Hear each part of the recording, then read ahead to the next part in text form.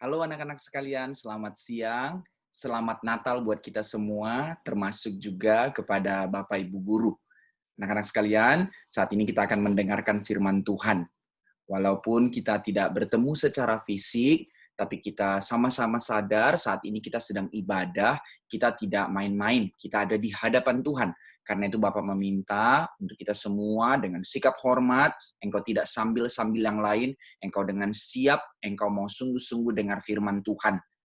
Bapak tidak lihat kamu, tidak ada yang memperhatikan kamu. Tapi engkau tahu, engkau ada di hadapan Tuhan dan Tuhan memandang kamu. Kiranya kita semua jadi anak-anak yang mau belajar mencintai Tuhan, mau menghormati Tuhan, kita mau sungguh-sungguh dengar firman dengan sikap hati yang sungguh-sungguh di hadapan Tuhan. Kita mau mendengarkan renungan Natal, berita tentang Natal hari ini. Karena itu, mari kita siapkan hati, mari kita berdoa. Mari kita berdoa. Bapa di sorga, terima kasih untuk anugerah-Mu hari ini. Kami boleh bersama-sama merayakan Natal. Meski kami di tempat kami masing-masing, kami yang jauh, kami yang tidak bertemu secara fisik, tapi kami boleh bersama-sama merayakan Natal di dalam persekutuan kami. Dan kami bersyukur dan kami percaya bahwa Allah hadir dan Allah memberkati setiap kami dari masa kecil kami. Biar kami menjadi anak-anak-Mu yang sungguh-sungguh menghormati-Mu. Kami tidak bermain-main, kami tidak sembarangan di hadapan Tuhan, tapi kami mau merayakan Natal ini di dalam ibadah ini dengan sungguh-sungguh. Kami mau mendengarkan firman-Mu dengan sungguh-sungguh. Karena itu Tuhan, berkati setiap kami. Jangan ada lewatkan satu orang pun dari kami. Bukalah hati kami, bukalah telinga kami, buka pikiran kami, supaya kami boleh sungguh-sungguh mendengarkan, sungguh-sungguh mengerti firman-Mu. Kami serahkan hamba-Mu, biarlah Tuhan yang pakai, Tuhan yang berkati, untuk kuasa Allah menyertai dalam memberitakan firman. Kami serahkan setiap kami, seluruh peralatan yang kami pakai tidak jadi penghalang, kami boleh sungguh-sungguh menikmati firman Allah. Berbicaralah kepada kami pada hari ini, dalam nama Tuhan kami, Yesus Kristus, kami berdoa. Amin. Anak-anak sekalian, mari kita membuka Alkitab kita. Kamu di tempatmu masing-masing sama-sama juga membuka Alkitab dari kitab Lukas. Kita sama-sama membaca kitab Lukas. Kita hanya membaca 3 ayat dari ayat 10 sampai yang ke-12. Hari ini kita mau berbicara tentang palungan. Mari kita sama-sama membaca. Bapak bacakan buat kalian semua. Kalian ikut di rumah ya. Lukas pasal 2 dari ayat yang ke-10 hingga ke-12. Demikian firman Tuhan. Lalu kata malaikat itu kepada mereka. Ini malaikat datang kepada para gembala setelah Yesus lahir. Lalu malaikat memberitakan berita Natal pertama kali kepada para gembala. Apa yang dikatakan malaikat kepada mereka?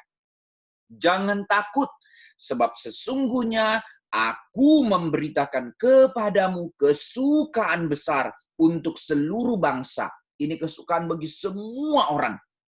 Hari ini telah lahir bagimu juru selamat, yaitu Kristus Tuhan di kota Daud, di Bethlehem. Dan inilah tandanya bagimu, kamu akan menjumpai seorang bayi dibungkus dengan lampin dan terbaring di dalam palungan. Anak-anak sekalian, tahukah engkau satu-satunya perayaan agama yang dirayakan oleh semua orang di seluruh dunia adalah perayaan Natal. Tidak ada perayaan lain yang benar-benar dirayakan oleh semua orang secara banyak, semua orang di seluruh dunia, dari utara sampai selatan, dari timur sampai barat. Semua orang ikut dalam euforia Natal. Dari anak-anak sampai kepada orang yang paling tua. Dari orang Kristen sampai kepada orang yang non-Kristen, bahkan sampai orang ateis ikut merayakan di dalam momen Natal Desember. Dari rumah, di dalam gereja, sampai ke jalan-jalan, sampai ke mall. Kita lihat kan ya, pernak-pernik Natal di mana-mana ada. Dari lampu-lampu, dari hiasan-hiasan, pohon-pohon Natal, musik-musik Natal kita dengar di mana-mana. Semuanya orang ada merayakan hal ini. Tapi persoalannya apa ya yang mereka rayakan? Mereka apakah sungguh-sungguh merayakan kelahiran Sang Raja? Merayakan kelahiran Kristus? Oh tidak, yang penting mereka dengar Natal, akhir tahun, sukacita. Apa yang mereka rayakan? Euforia, kesenangan. Apa itu yang mereka lakukan? Mereka menjadi orang-orang yang menyenangi, menikmati yang namanya libur akhir tahun. Mereka juga menikmati yang namanya belanja diskon akhir tahun. Oh, mama paling senang ya kalau Desember belanja akhir tahun, banyak sekali diskon gede. Lalu apalagi mereka juga menikmati yang namanya meriah pesta. Mereka juga menikmati hadiah-hadiah anak-anak, apalagi senangnya hadiah-hadiah Natal. Justru ini yang menjadi hal yang kita lihat di tengah-tengah dunia saat ini. Lampu-lampu Natal, pohon-pohon Natal di jalan-jalan, bahkan di tempat orang yang tidak mengenal Kristen. Di Dubai misalnya, satu tempat hotel yang begitu besar, hotelnya membuat pohon Natal yang begitu mahal sampai jutaan US dollar, tapi mereka tidak mengenal Kristus. Nah, anak-anakku sekalian, justru di sini kita melihat orang-orang merayakan apa pada hari Natal. Mereka bukan merayakan berita Natal yang benar. Mereka bukan merayakan kelahiran Sang Kristus, tapi ini sudah seperti sebuah selebrasi. Bahkan di daratan Amerika, mereka tidak lagi mengenal Tuhan, mereka merayakan atau anak-anak mengharapkan Santa Claus. Berita apa ini? Anak-anakku, Bapak hari ini mau mengajak kamu untuk sekali lagi kita memikirkan. Di tengah-tengah satu euforia perayaan yang senang-senang sekali. Tapi sekarang Tuhan mengizinkan satu hal yang begitu menyedihkan terjadi. Yaitu apa? Seluruh sukacita, euforia, senang-senang Natal tahun ini hilang. Karena apa? Tuhan izinkan adanya COVID. Wah, sudah ada COVID sekarang, tidak bisa lagi pesta, nggak bisa lagi kumpul-kumpul, semua orang jaga jarak pakai masker, nggak bisa lagi belanja-belanja, ya belanjanya, ya belanja kadang pergi, tapi nggak bisa sama-sama rame-rame menikmati lagi. Nggak bisa lagi jalan-jalan akhir tahun Natal, wah senang-senang semua, semuanya sirna. Kalau gitu, sukacitanya Natal hilang dong. Kalau begitu hanya gara-gara COVID, Natal nggak ada lagi dong. Iya, sukacitanya hilang. Tapi, perhatikan kalimat ini anak-anakku, sukacita palsunya yang hilang. Bukan sukacita Natalnya yang hilang. Karena Natal bukan semua itu. Karena bukan itu Natal yang sesungguhnya. Oh, mungkin kamu bilang, oh anak-anak SKC, anak-anak Logos bilang, oh Pak, kami ya orang-orang Kristen, kami dari sekolah Kristen, kami sekolah di SKC, kami sekolah di Logos. Oh, kami tahulah berita Natal yang sesungguhnya. Ngerti kok apa itu Natal. Semua tahu kok itu berita Natal itu apa. Yaitu apa? Berita kelahiran Yesus, Pak. Aduh, kita nggak ikut-ikut seperti yang tadilah. Kita tahu bahwa Tuhan Yesus datang ke dunia kan. Tuhan Yesus datang jadi manusia kan. Ya, kami sudah tahu semua itu. Tapi anak-anakku sekalian, oke, kamu, Bapak, kita semua tahu tentang berita Natal, Yesus lahir. Tuhan datang jadi manusia. Tapi anak-anakku, mari kita pikirkan sekali lagi. Engkau sekarang kelas 4, kelas 5, kelas 6. Sudah tiap tahun dengar berita Natal, berita Natal, berita Natal. Karena sudah sering dengar. Lalu rasa biasa dengar. Lalu apa yang terjadi? Lalu lupa sukacita yang sesungguhnya dari berita Natal. Karena Natal yang kita lihat, yang ditawarkan oleh dunia. Kita lupa Natal yang diberitakan, Natal yang ditawarkan oleh Alkitab. Nah, hari ini Bapak mau mengajak kamu sekali lagi kita merenungkan Natal yang diberitakan oleh Alkitab. Natal dari terang firman Tuhan, bukan dari apa yang ditawarkan dunia, bukan dari euforia kesenangan dunia, supaya kita sungguh-sungguh mengerti kasih Allah. Hari ini kita mau belajar tentang Natal dari satu hal yang paling penting, salah satunya, yaitu Natal justru bicara tentang palungan. Perhatikan kalimat ini. Natal berbicara tentang palungan. Apa sih palungan itu? Anak-anakku sekalian, di dalam tempat kita sekarang itu satu hal yang asing buat kita. Tapi 2000 tahun yang lalu di kota Bethlehem dan di tempat-tempat yang lain di daerah sana, kata palungan ini bukan satu hal yang asing buat mereka. Palungan adalah tempat makan dan minum binatang. Itu bisa terbuat dari batu, di semen, dibentuk bulat begitu, atau yang paling common, yang paling sering itu dari kayu. Kayu yang dibentuk atau dikorek, kayu yang gede dikorek dari lubang, ditumpahin air jadi tempat minum, atau jadi tempat jerami, tempat makannya binatang. Binatangnya bisa domba atau kambing, bisa juga keledai, atau bisa juga binatang yang lain seperti kuda misalnya. Nah, mereka minum dan makan dari palungan ini. Biasanya mereka makan di situ kalau di tempat dingin, pada musim dingin mereka dimasukkan ke kandang. Nah, di kandang ini ada palungan. Kalau tidak, ya mereka di luar, ya mereka bisa minum di sungai atau makan rumput di luar. Tapi kalau dalam kondisi-kondisi tertentu mereka disimpan di kandang, dipelihara di kandang, mereka makan dari palungan.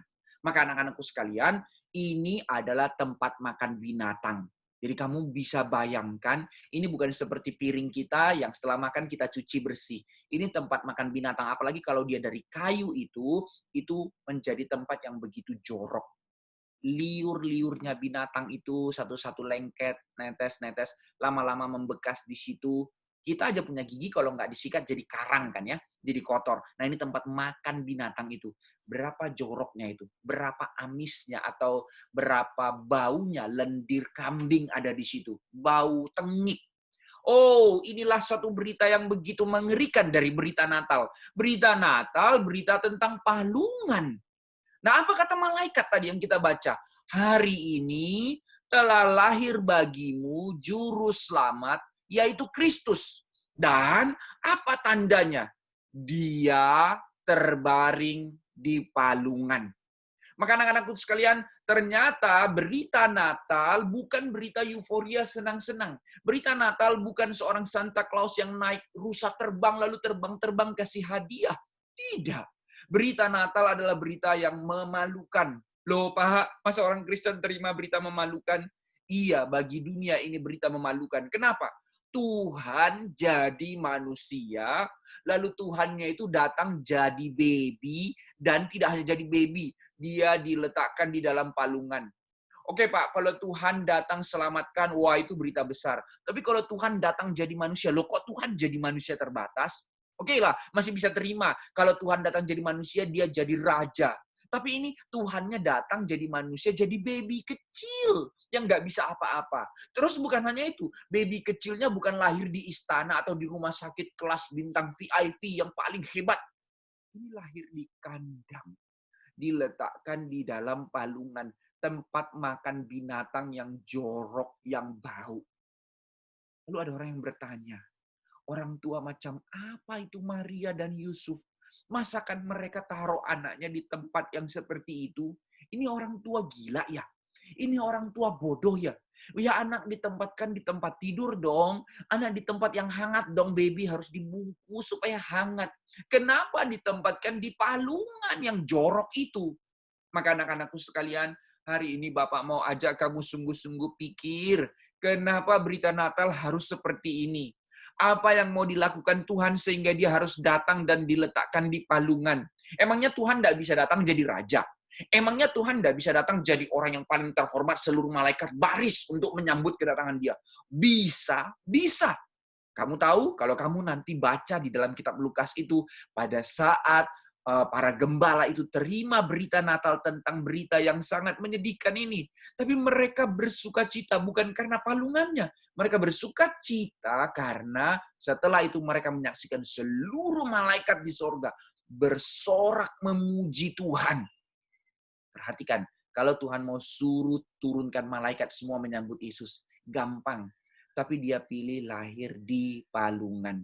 Nah hari ini Bapak mau ajak kamu merenungkan secara sungguh-sungguh. Di dalam kondisi COVID kita nggak bisa pergi kemana-mana. Tapi kita boleh belajar melihat Yesus sendiri rela, bukan hanya nggak kemana-mana. Dia rela di tempat yang hina seperti palungan untuk kita. Why? Why? Maka anak-anakku sekalian, mengapa Kristus harus di palungan? Ini yang mau kita renungkan di dalam beberapa menit ini untuk kita boleh ingat sekali lagi apa itu berita Natal, apa yang Tuhan mau berikan kepada kita. Hari ini kita mau belajar 3 hal saja dari begitu banyak pengertian yang begitu dalam, tapi Bapak meminta, Bapak mendoakan anak-anak yang masih kecil, engkau ingat hal ini supaya engkau sadar berapa besarnya kasih Tuhan kepadamu. 3 hal yang kita pelajari mengapa Kristus harus di palungan. Yang pertama, kenapa Yesus harus di palungan? Karena ini adalah rencana Allah bahwa Kristus Tuhan itu harus lahir di Betlehem. Karena ini sudah dinubuatkan di dalam perjanjian lama. Di dalam kitab Mika pasal 2 dikatakan, hai engkau Betlehem Efata, engkau kota yang Daud yang begitu kecil, kota yang paling kecil dari seluruh kota. Tapi daripadamulah harus lahir Maka sudah dinubuatkan bahwa Kristus lahir di Bethlehem. Yusuf dan Maria bukan tinggal di Bethlehem. Mereka sudah punya rumah sendiri, mereka sudah senang menikmati tempat mereka sendiri. Ngapain harus ke Bethlehem?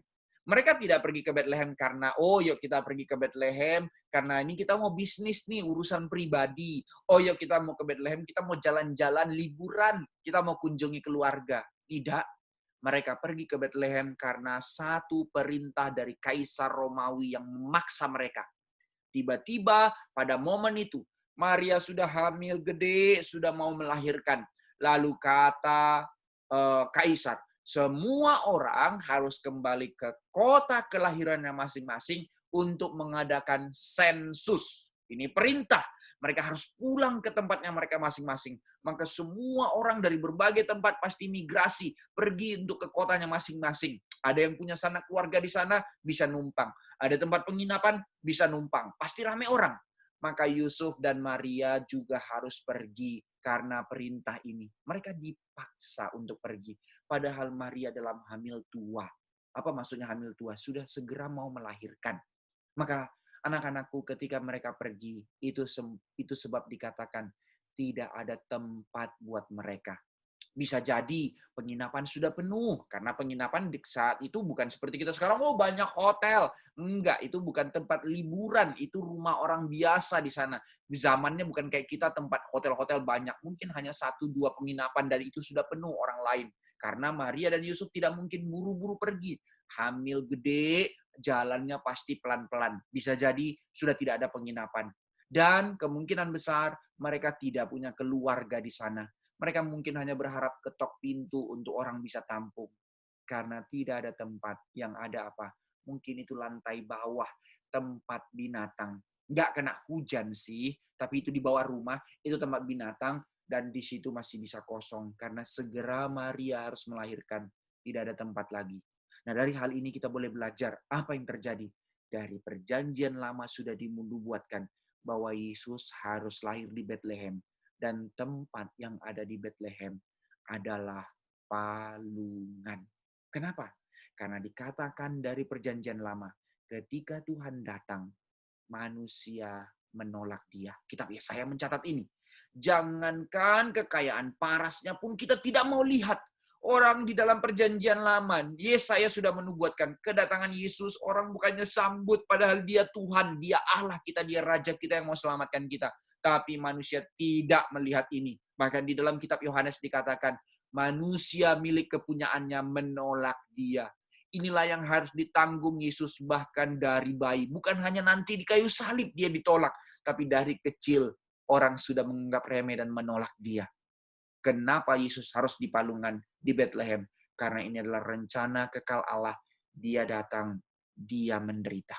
Kedua, kenapa Yesus harus di palungan? Karena palungan adalah tanda.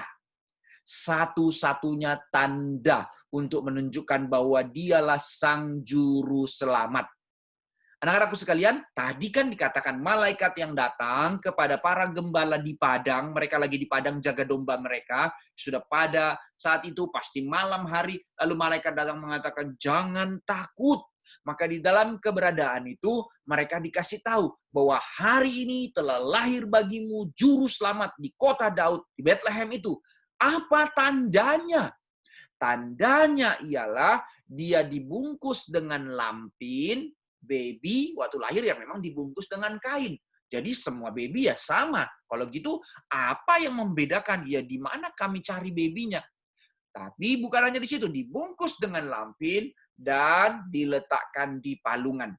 Anak-anakku sekalian, ini gembala loh. Gembala itu ya sama orang dewasa pasti tahu lah ya membedakan baby. Mereka pasti bisa cari baby di mana. Tapi juga yang kedua, mereka tidak asing yang dengan namanya palungan tempat makan binatang. Karena mereka gembala binatang. Tapi hari itu mereka mendengar berita, baby, oke, kami mau cari baby. Jangan-jangan di Bethlehem ada 10 orang yang lahir baby pada hari itu. Siapa baby yang mana yang kami harus cari? Yang mana? Kami nggak tahu. Oke, cari babynya dibungkus dengan lampin. Ya semua juga dibungkus dengan lampin. Cari babynya yang dibungkus dengan lampin, ditaruh di palungan. Hah? Ditaruh di palungan? Oh, kalau ditaruh di kamar, ditaruh di rumah sakit, di rumah yang terang, yang hangat, oke kami bisa cari. Nanti cari yang mana. Tapi banyak baby yang begitu. Tapi kalau baby di palungan, nggak mungkin ada. Nggak pernah ada orang tua bikin babynya lahir diletakkan di palungan. Justru, inilah kata malaikat, satu-satunya. Engkau tidak akan jumpa yang lain. Hanya satu baby yang seperti itu. Dan dialah Sang Juru Selamat. Adik-adik sekalian dengar, berita Natal pertama bukan diberikan kepada raja, kepada orang hebat, kepada orang terkenal, kepada orang luar biasa pintar. Berita Natal diberikan kepada orang yang sangat sederhana, para gembala di padang. Tapi mereka mendengarkan itu, bagaimana mereka mencari Yesus. Mereka mau menemukan Yesus yang telah lahir itu.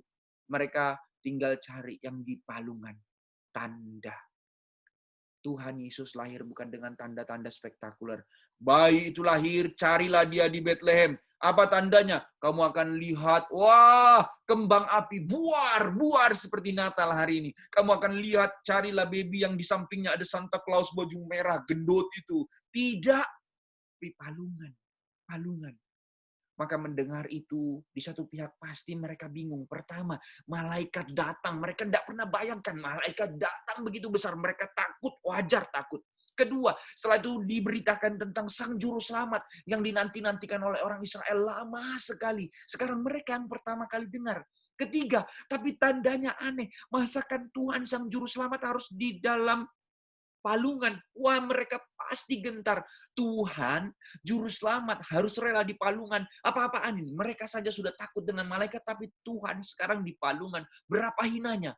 Tapi setelah itu, mereka mendengarkan pujian seluruh malaikat di sorga. Wow, kita kalau nonton konser misalnya di Aula Simfoni Jakarta, begitu-begitu indah ya. Luar biasa ya. Tapi ini pasti jauh lebih indah. Ini konser malaikat di sorga yang nyanyi. Berapa luar biasanya. Oh, kalau di Aula Simfoni yang nonton maksimal 1.200-an orang. Bayar tiket. Ini cuma beberapa orang gembala nonton konser. Mereka cuma beberapa orang. Mungkin berapa hitungan orang atau berapa puluh orang, kita nggak tahu. Tapi cuma beberapa orang saja pastinya. Lalu nonton malaikat yang begitu banyak ini. Wow, konser begitu indah yang nonton cuma sedikit. Untuk berita Natal.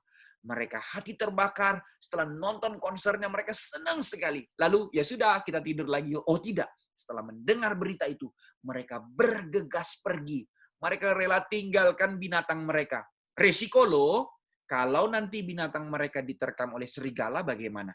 Kalau binatangnya lari, dombanya pergi, hilang bagaimana? Mereka rela. Mereka kehilangan harta atau kehilangan hidup mereka hanya untuk melihat Yesus Juru Selamat. Karena inilah sukacita terbesar. Sukacita bertemu dengan Yesus. Di mana? Di palungan. Ketiga yang terakhir. Kenapa harus di palungan? Anak-anakku sekalian, karena palungan ini adalah tanda pengorbanan Yesus untuk siap kelak menjadi korban penebusan dosa kita. Nah, ini agak berat sedikit, tapi masih kecil, kamu boleh belajar hal yang sangat indah dari Alkitab. Dengar ya, anak-anak sekalian, palungan itu tadi tempat apa? Tempat makan binatang. Jadi, binatang mau makan dari palungan. Sekarang Bapak tarik lebih jauh lagi.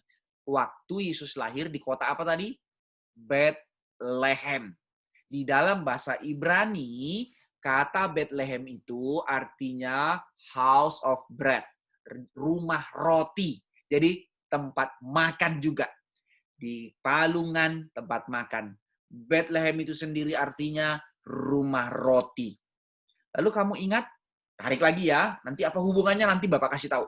Di Perjanjian Lama, waktu orang Israel keluar dari Mesir menuju tanah Kanaan, di dalam perjalanan mereka 40 tahun mengelilingi padang pasir. Mereka makan apa? Ya, manna. Manna itu apa? Buah, bukan. Roti. Perjanjian Lama, mereka keluar dari Mesir, keluar dari itu menuju tanah perjanjian keselamatan. Mereka diberikan makan kehidupan. Roti. Lalu Bethlehem artinya rumah roti. Palungan adalah tempat makan binatang. Lalu ingat, kita sebagai orang Kristen melakukan yang namanya sakramen perjamuan kudus. Yaitu ngapain? Minum anggur dan makan roti. Sebagai mengingat tentang apa? Darah Kristus yang tertumpahkan bagi kita dan tubuh Kristus yang dipecahkan bagi kita sebagai jalan keselamatan. Dari sini, lihat ya, roti, makan selalu muncul seperti sebuah hidangan yang diberikan Tuhan kepada kita. Tapi sekarang tempat makannya itu, dulu binatang yang makan, ini sekarang simbolik dari kita yang mau makan. Kita makan apa? Ada baby di situ diletakkan.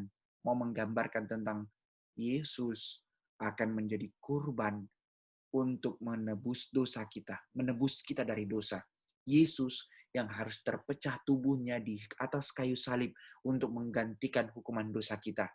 Dari baby sudah dikasih gambaran tentang pengorbanan Kristus. Inilah berita Natal. Maka bagi dunia ini berita malu, berita yang memalukan. Tuhannya lahir jadi manusia, apa-apaan ini? Lalu Tuhannya lahir di kandang binatang, lalu diletakkan di tempat yang jorok. Justru inilah tanda kasih Allah. Dia tidak datang dengan kuasa, dengan besar, dengan malaikat, tapi dia rela jadi manusia yang begitu sederhana. Untuk apa?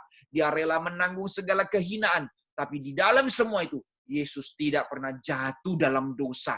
Karena dia mau menjadi kurban yang sempurna, yang tak bercacat celah, untuk menjadi korban penebusan dosa kita.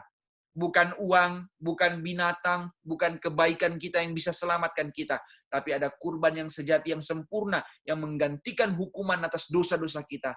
Dialah Kristus Yesus. Maka dia lahir di palungan sebagai tanda dari awal. Dia akan mempersembahkan dirinya menjadi kurban pengganti bagi kita. Maka anak-anakku sekalian, euforia Natal hilang masa COVID. Mereka tidak bisa pesta-pesta di luar sana. Tapi bagi kita yang di dalam Kristus, Natal sukacita besar. Ada kesedihan di tengah COVID, ada kesusahan di tengah COVID. Mungkin di antara kita orang tua kita lagi susah karena pekerjaan di tengah-tengah kondisi ini. Tapi sekali lagi, ada pengharapan yang lebih besar.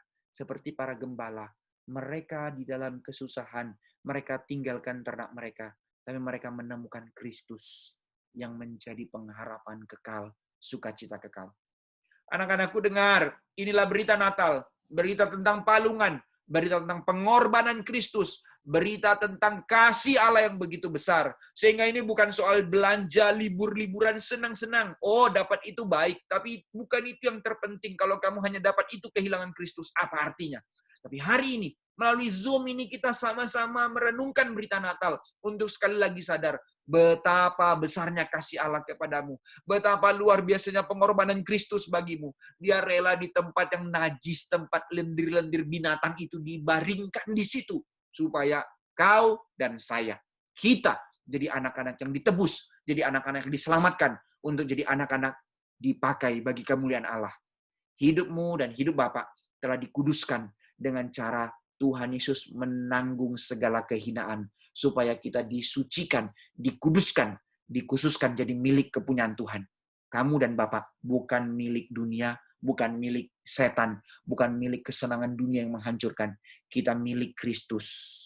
Maka hari ini, satu undangan bagi kita untuk sekali lagi merenungkan Natal. Kristus lahir di Bethlehem. Kristus lahir di palungan.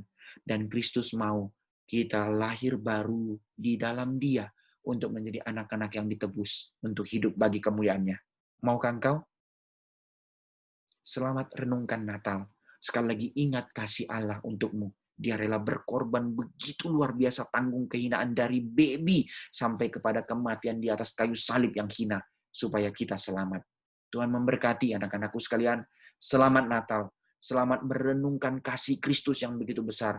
Mengalami perubahan yang begitu besar untuk hidupmu dipakai oleh Tuhan. Mari kita berdoa.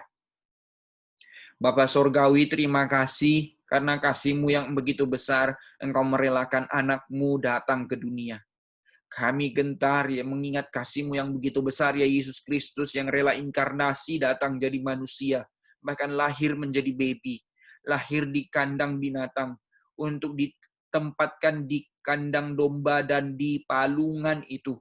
Begitu hinanya segala penderitaan yang Kau tanggung dari baby sampai kepada kelak Engkau mati di atas kayu salib di dalam berita Paskah. Kami sadar Tuhan, semua itu Kau rela lakukan karena kasih-Mu yang begitu besar. Kami sadar Tuhan, kami tidak layak untuk terima ini. Kami manusia yang hina dan manusia yang penuh dosa. Harusnya kami binasa. Tapi hari ini sekali lagi kami mendengar berita Natal, berita palungan, berita kasih Allah yang begitu besar kepada kami yang berdosa. Tuhan, kiranya kami sekali lagi boleh menyadari, inilah kasih Allah, inilah Natal. Sehingga di tengah-tengah segala pergumulan kami bosan di rumah, nggak pernah lagi pergi-pergi, sudah lebih hampir setahun di dalam masa COVID ini. Tapi kami boleh sekali lagi berdiam merayakan kasih Kristus, merayakan anugerah Allah yang begitu besar, merayakan pengorbanan Kristus yang begitu besar bagi kami yang tidak layak ini. Terima kasih ya Tuhan. Kiranya kami tidak jadi anak-anak yang bersungut-sungut. Kiranya kami tidak menjadi anak-anak yang terus hidup dalam dosa. Tapi kami boleh sadar kasih Kristus menebus kami untuk menjadikan kami anak-anak Tuhan yang hidup bagi kemuliaan Tuhan di tengah-tengah zaman ini. Karena itu Tuhan, biarlah kami bersuka cita, biarlah kami mau sungguh-sungguh sekali lagi diubahkan, mau dibentuk, mau dipimpin, mau dipakai Tuhan. Melalui akhir tahun ini kami tutup dengan satu kondisi COVID ini, tapi dengan berita Natal Kristus yang lahir ini, kami mau dilahirkan, dihidupkan di dalam kasih Kristus, dipimpin dan dipakai Tuhan untuk kemuliaan Tuhan sampai seumur hidup kami. Terpujilah Engkau ya Allah. Dalam nama Tuhan Yesus kami berdoa, bersyukur, berterima kasih. Amin. Tuhan memberkati anak-anak sekalian dan seluruh guru. Selamat Natal. Tuhan memberkati.